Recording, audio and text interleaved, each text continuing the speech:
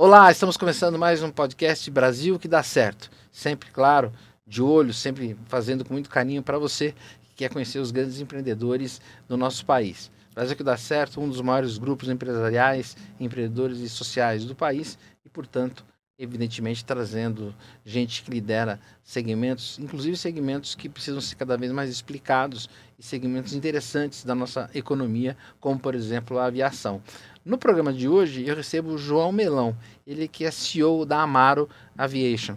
João, prazer, deu certo, vai ser muito boa a nossa conversa.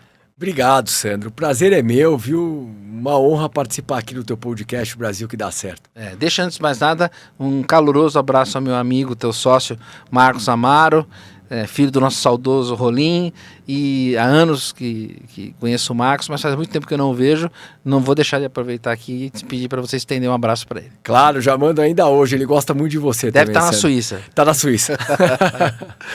João, a gente já sabe um pouco, mas acho que sempre é importante contar. Você é um jovem empreendedor, você fundou a Amaro Aviation com o Marcos, claro, mas me conta um pouco da sua trajetória para quem ainda não conhece. Isso então, Sandro, você sabe que eu ingressei na aviação junto com o Marcos, né? Ao convite dele da Amaro Aviation para a gente fundar a Amaro Aviation em 2020. Iniciamos a operação em janeiro de 2021. Mas antes disso, eu era só um amante da aviação, não trabalhava na aviação ainda. Mas sendo um apaixonado, eu sabia que o dia que eu fosse trabalhar com a aviação não ia sair mais, né? E hoje eu falo isso pro Marcos, inclusive. Eu sou muito apaixonado pelo que eu faço, sabe? E graças a Deus a gente tem uma operação hoje grande, já consolidada e buscando crescer cada dia mais. Uhum. Mas antes disso, Sandro, eu trabalhei em outros setores, né? Eu fui headhunter numa multinacional aqui, que tem escritório aqui em São Paulo. Sim. Aí depois eu trabalhei com hospitalidade de eventos, de mega eventos esportivos, né? A Copa do Mundo e os Jogos Olímpicos também. Interessante. Tanto com a FIFA, né? Na Copa do Mundo do Brasil 2014. Trabalhei Rio 2016 também, os Jogos Olímpicos. E eu já trabalhava com esse público AAA, porque eu vendia os pacotes de hospitalidade para as empresas e para os grandes empresários também, para frequentar esses grandes eventos. Camarotes, com catering, com tudo, aqueles ingressos exclusivos, né? Uhum. E depois disso, com esse negócio, eu ingressei na aviação junto com o Marcos Amaro. Agora, o que te motivou especificamente virar essa chave, mudar teoricamente? Na verdade, são complementares. Eu vejo que tem muito a ver o que você fez para o que você faz aqui. Mas o que te moveu para enfrentar essa empreitada da aviação que não é tão simples? Você sabe que foi a pandemia, porque o meu negócio era com esses eventos de hospitalidade. Então, eu fiz a Copa do Brasil em 14, fiz os Jogos Olímpicos em 16. Aí eu fiz a Copa da Rússia em 2018. E aí eu já estava trabalhando para os Jogos Olímpicos de Tóquio, né, em 2020. Era sempre Copa e Olimpíada, né, porque é intercalado os dois só a cada 4 anos, mas intercala a cada 2. E eu estava trabalhando Tóquio 2020. Aí veio a questão da pandemia. E aí, evento, eu trabalho com público, né? Não ia ter mais público, aí a conversa, né, que ia jogar os Jogos Olímpicos para 2021, que foi o que aconteceu, né? E sem público. Foi ali que eu tive que repensar meu negócio, que eu falei, olha, faturava muito bem, vendia todos esses programas de hospitalidade para esse público AAA, só que a partir de agora eu não tenho mais esse público. É uma questão de saúde, né? Mundial. Tudo. Pois é. E aí foi a hora que o Marcos calhou isso. Eu sempre fui muito amigo dele e ele veio com a ideia. Ele tem a visão empreendedora, né? Ele teve a visão empreendedora que ele falou, cara, eu sei que você gosta muito também, você trabalha com esse público, eu acho que a gente pode... Eu tenho uma ideia de a gente fundar uma empresa de aviação executiva, eu acho que é o momento pro Brasil. Aí aproveitamos 2020, que foi aquele tempo que a gente ficou mais em casa, né? Praticamente São Paulo em lockdown, e a gente falou assim, cara, vamos estudar.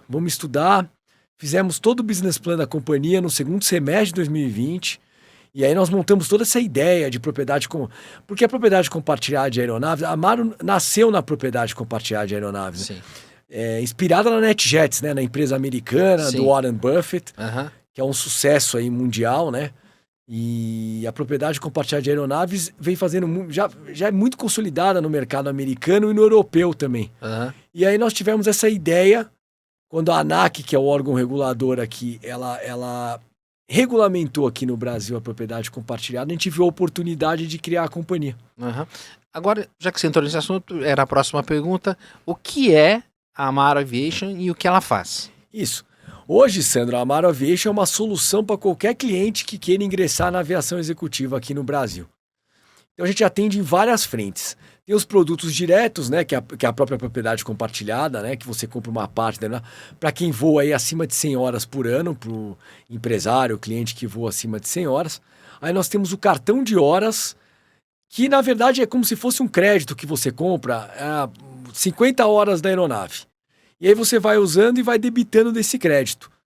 E o interessante de tudo isso é que você pode trocar entre aeronaves da frota. Então você pode usar o helicóptero, você pode usar o jato. Aí você vai fazer uma operação numa pista menor, você pode usar também o nosso Pilatus PC-12 Energia, que é o turbo-hélice. Então você consegue usar a frota toda usando esse crédito do cartão. Com mobilidade total, né? Com mobilidade total. O Brasil inteiro, a gente atende a América do Sul, atende também a América Central. Como que está esse mercado no Brasil? Como é que vocês estão situados? Vocês têm muitos ou grandes concorrentes ou vocês estão no modelo de vocês com exclusividade? Como a gente atende em várias frentes, são concorrentes diferentes. Então, por exemplo, propriedade compartilhada tem concorrente, cartão de horas tem outras empresas e o táxi aéreo também tem empresa que só faz o fretamento, né, que é o táxi aéreo. Uhum. E o segredo da Amaro é que ela está em todas, né? A Sim. gente está em todas as frentes, a gente tirou todas essas licenças, né, as certificações, né, necessárias aí para atender todo esse público. E também a gente faz o gerenciamento de aeronaves, que é para o proprietário que já tem. Então a prioridade de agendamento é sempre dele, a gente cuida de tudo para ele. Quando ele não está usando a aeronave, a gente coloca no táxi aéreo. E eu falo que é um ganha-ganha, né, Sandro? Tanto ele ganha porque quando ele não está usando, a gente está lá vendendo táxi aéreo na aeronave dele e a empresa, nós ganhamos também porque a gente coloca a aeronave dele na nossa frota. Agora, acho que nós estamos falando de duas coisas muito importantes aqui, que é economia e tempo. Basicamente, são esses dois aspectos que fazem toda a diferença no seu negócio, não é isso? São economia e tempo, E a Amaro tem uma sofisticação também, Você né? tem uma frota própria, é isso? Sim, temos frota própria e gerenciada também. Uhum. Hoje estamos aí entrando na 10ª aeronave entre frota própria e gerenciado já. Sim. Então a empresa vem nessa crescente, né? E de frota própria a gente começou com as aeronaves Pilatus, né? Aqui no Brasil, né? Uhum. Foi uma ideia do Marcos, também o relacionamento que ele tem também na Suíça, né? A Pilatus é fabricante suíça de aeronaves. Uhum. Então a gente começou a operação, a gente trouxe para o Brasil o Pilatus PC-24, o jato, e o Pilatus PC-12 NGX, o turbo-hélice. Sim. E com o tempo a gente foi crescendo. Hoje tem Citation na frota, tem helicóptero Bell 429 de gerenciado também, que a gente atende no táxi aéreo, também no cartão de horas. O Brasil é talvez o maior consumidor aí de helicópteros e que tamanho está isso? Você me dá alguns dados sobre isso, porque isso é notório, que realmente a utilização no Brasil é maior no mundo, não é isso? Sandro, é impressionante, as pessoas não têm às vezes o conhecimento disso.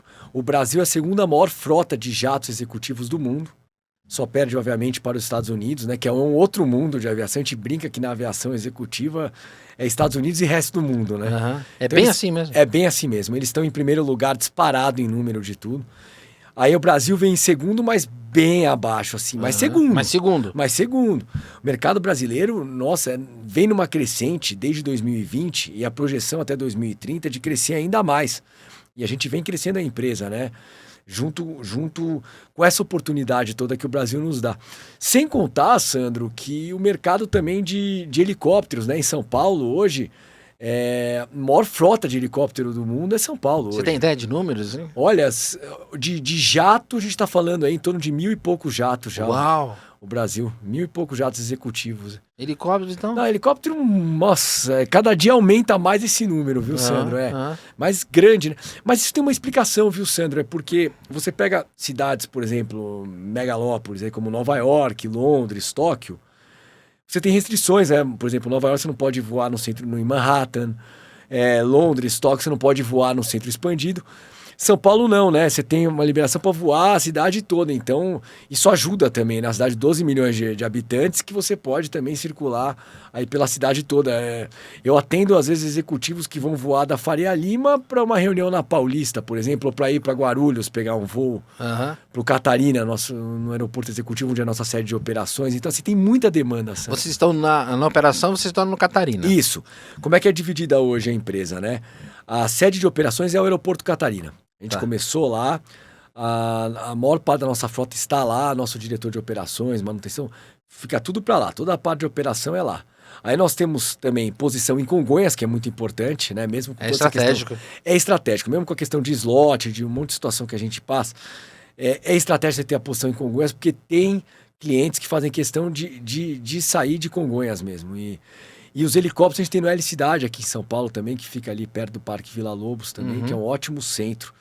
E o escritório administrativo, que é onde fica toda a parte de gestão, marketing, comercial, financeiro, que é aqui em São Paulo, na cidade de São Paulo. Agora, a questão de acessibilidade, por exemplo, alguém que não tem nenhum helicóptero, nenhum jato, mas precisa dessa mobilidade toda, percebe o quão faz realmente diferença, especialmente na gestão do tempo, que talvez o bem mais precioso que a gente tem hoje é nosso tempo, não é isso? Como é que ele tem dificuldade em acessar a vocês? Vocês criaram ou criam um canal de comunicação direto? Como é que funciona isso? Porque é quase que artesanal a operação também. Engraçado, né? Porque você gera escala, mas você trabalha também no individual. Hoje, Sandro, eu entendo, a aviação executiva, ela era conhecida como uma coisa difícil de acessar, né?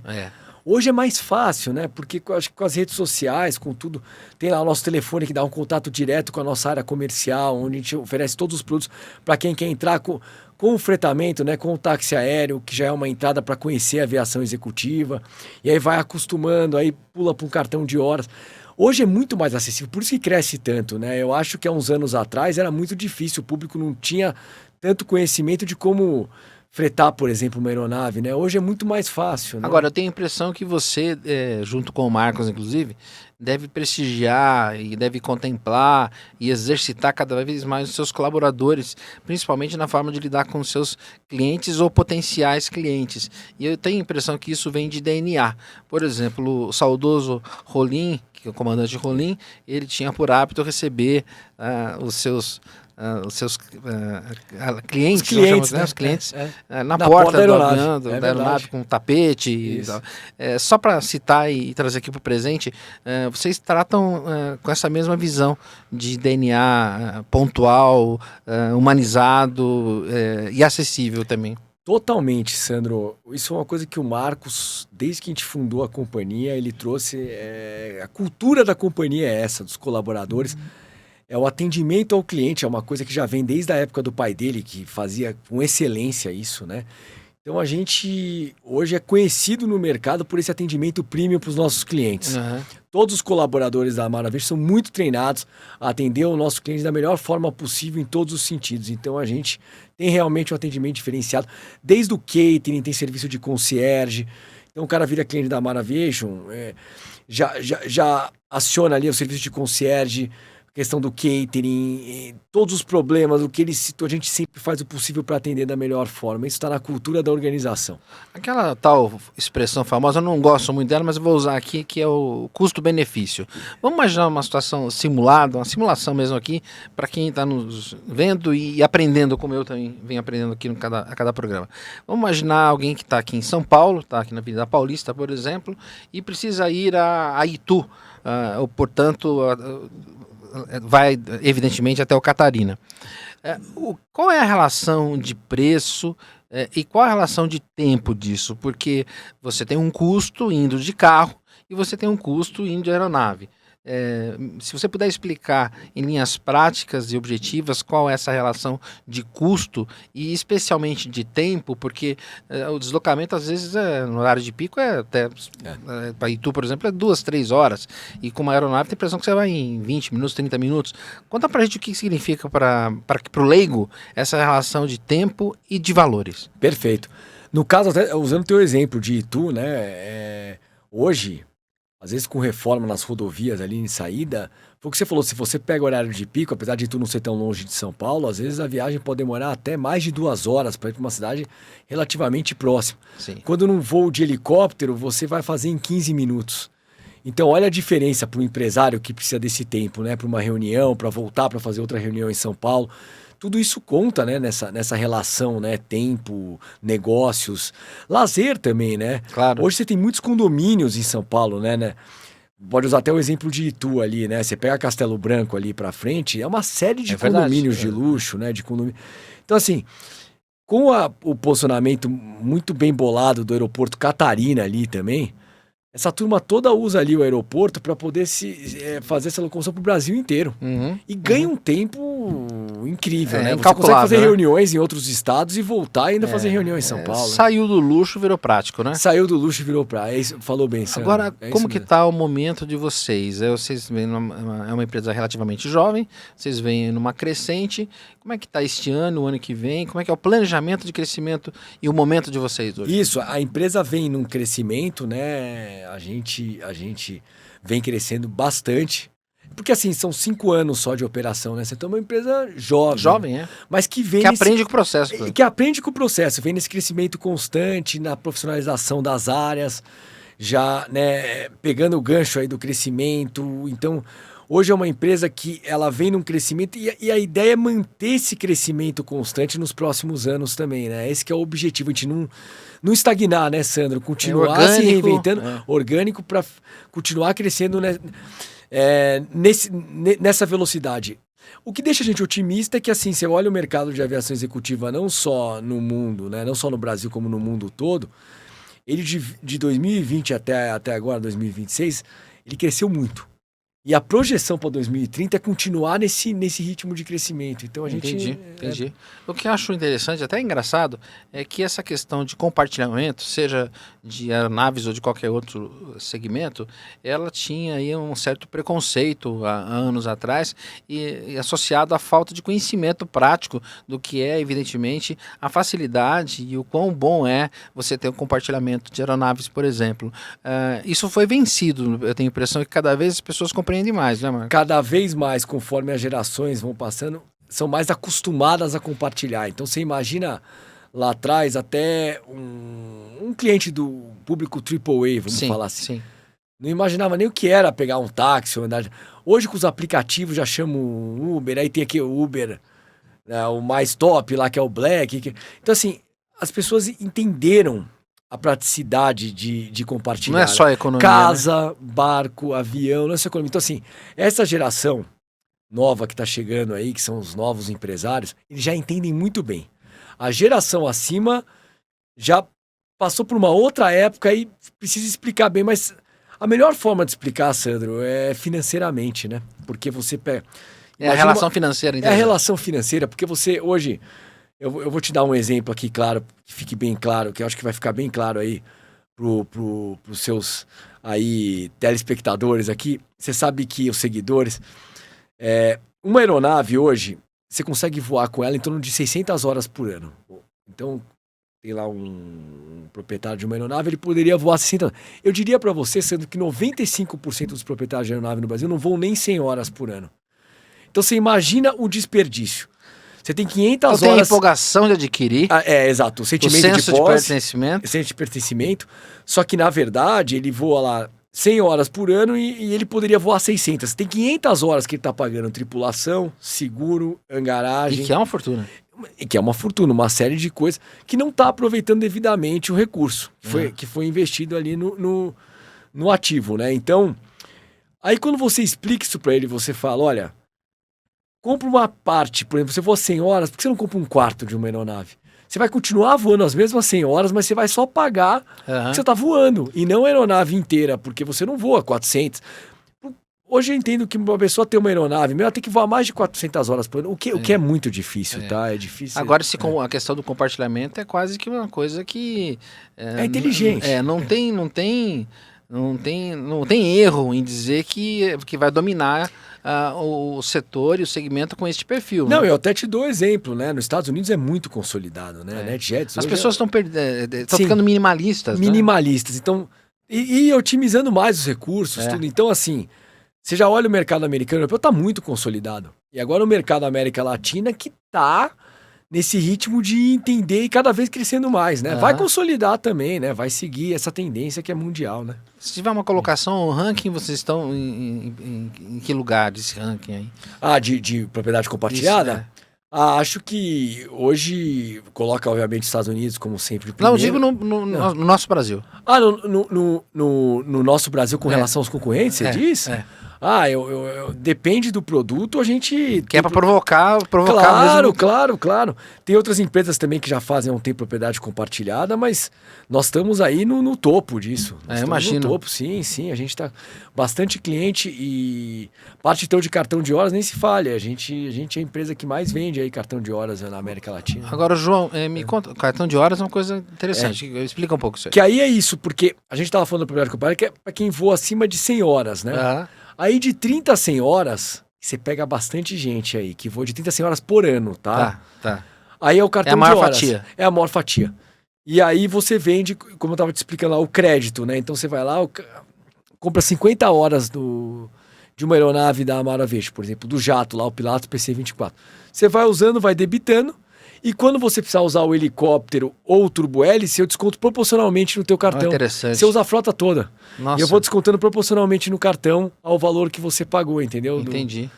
Vale muito a pena também, é muito prático, né? É muito prático, dá um acesso determinante aí para os nossos clientes. Né? Agora, falando em acesso, as pessoas quiserem acessar a Amaro, qual é o funil, qual é o caminho, qual a melhor forma de entender tudo que você explicar e mais do que isso, virar um cliente de vocês? Claro, pelas redes sociais, o nosso site, né, amaroaviation.com, o nosso Instagram, @amaroaviation também.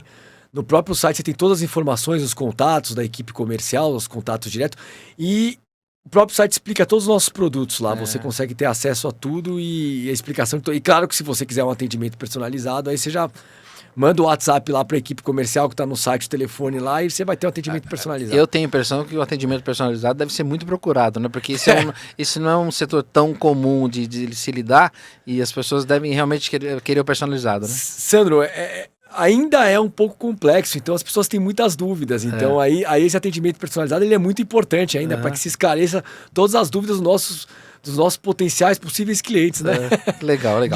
Bom, estamos concluindo aqui. Eu quero te fazer um gesto aí, eu quero te presentear com o nosso livro.